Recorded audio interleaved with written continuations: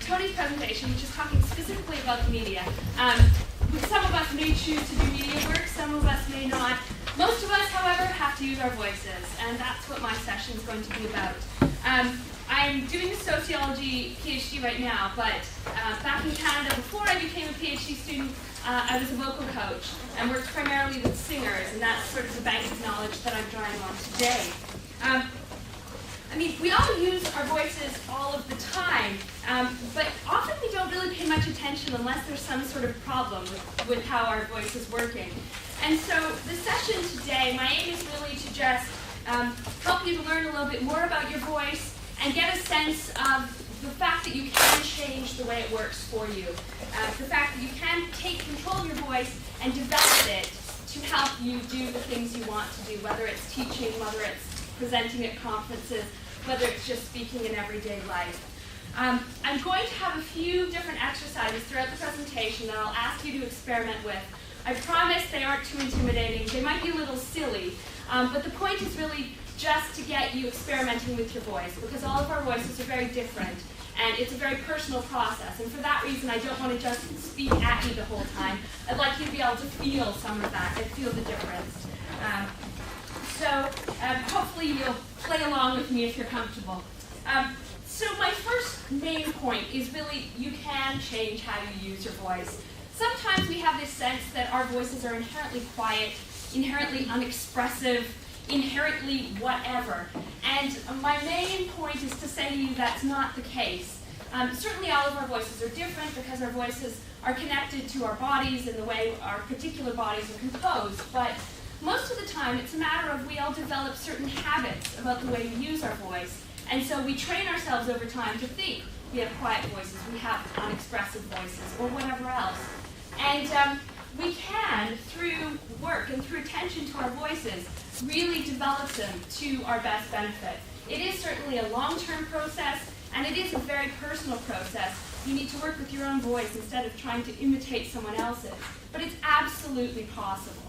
And there's two things that I really want to emphasize today that can help in that process. One is cultivating an awareness of how you actually use your voice, and the other one is practicing healthy habits. So, okay, well, awareness of what? Practice of what? First of all, the first thing really is, I mean, as I said, we develop these habits, and we need to know what our habits are before we can actually change them. So the first thing we need to become aware of is really just the habits we have right now, what we want to encourage and what we want to discourage. But then beyond that, there are certain things we can pay attention to that might help us more. Tension is one thing that is really the enemy of the voice in many ways. And when you think about it, it's not just tension in your voice. I mean, it makes sense that if you had tension somewhere near your vocal cords, perhaps it might affect your voice. But actually, tension in all kinds of parts of your body can have an impact on your voice. It can contribute to vocal fatigue. It can contribute to more serious problems. It can even just contribute to things like difficulties with breathing. And so for that reason, paying attention to tension and being aware of tension can be really important in terms of building up healthier habits. Another thing that is really important to pay attention to is contexts, because we all vary the way we use our voice in different contexts. We do it quite naturally without paying much attention to it. And therefore, by just starting to hone in on how you use your voice in different situations, when you're speaking to someone next to you, when you're presenting to a large group, you can actually start to identify differences within your own habits. Perhaps there are some contexts where you're already doing things and you want to encourage those in other contexts. And having that sort of understanding of the different ways you already use your voice and the ways you can build on your good habits is very important as well. Practicing what then? Well, the first thing is just to practice doing things differently. As I say, because we often build up habits about using our voice, just starting to play with our voices and use them in a different way is the first step to being able to change what we do habitually. And there are a few different areas of habits that I'm going to go through briefly today.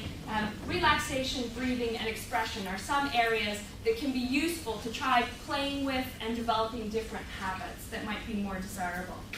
So we're going to go through a few exercises, as I said. There's more of them on the handout that hopefully you got today. And while we're doing them, really the important thing is just to pay attention to what is helpful to you and what you think you need to become more aware of or to perhaps practice. So relaxation is the first thing. As I said, tension is really the enemy of your voice in many ways, and so it's important to try to be relaxed when you're speaking. Not only can tension cause strain, but tension can actually sort of become a horrible circle when it comes to nerves. Being nervous makes you tense. Being tense makes you more nervous. So in that sense, it's really important to figure out how to cultivate relaxation. Now, just to illustrate how much tension can be a problem, I'd like you to do a first little exercise. It's really not very complicated.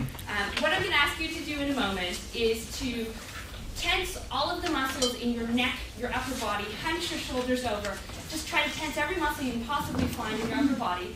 And then I want you to try speaking that simple sentence, "Hi, my name is," and you're just speaking it to yourself, and then relax again and say it again. And I just want you to feel the difference of what it feels like when you're really tense and how you can actually speak versus when you're not. So if everyone wants to humor me, just hunch over, tense all of the muscles in your neck and your shoulders, in your upper body, and try to speak it. Then try relaxing again, speak it, and feel how different it feels. Hello, my name is John. I mean, it's really quite absurd. Clearly, none of us walk around tensing every muscle as we're trying to speak. But it does make an incredible difference. And the point is that even on a micro scale, if you have the habit of tensing your shoulders or tensing something when you're speaking, it is contributing to what your voice is doing, and it might be in a negative way. So you really want to be able to address that. Certainly one thing you can do before you start speaking is to scan your body for tension, especially if you're nervous. It's a good idea.